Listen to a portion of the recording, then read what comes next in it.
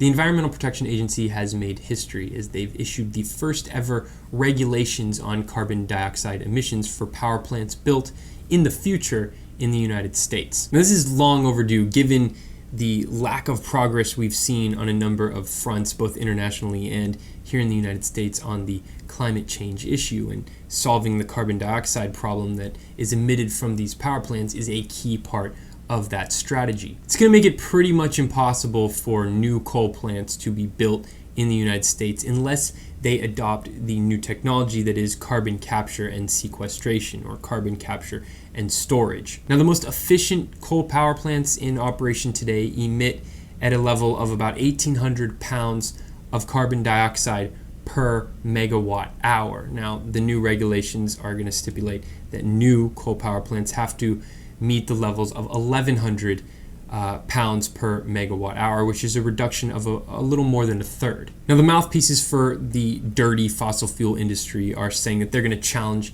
this ruling in court, and the basis for that challenge is going to be that this CCS, carbon capture and sequestration technology, is not proven enough. But the EPA is giving a pretty good window of time here for them to come into line, new power plants to come into line with this technology. And a big coal power plant using CCS is being built right now in Mississippi, which means that the industry wouldn't be willing to invest hundreds of millions of dollars to build a big plant like this with this new technology if they didn't think that this technology was viable and going to work on a commercial level. These new regulations are going to make America more energy independent by shifting focus away from dirty fossil fuels and putting it more on clean energy, wind, solar, hydro, etc. And it's also going to tackle the big challenge of the 21st century, which is going to be climate change. The administration is set to announce its limits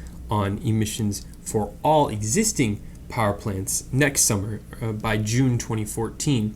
And that's important because existing power plants account for 1/3 of all of the carbon dioxide emissions in the United States.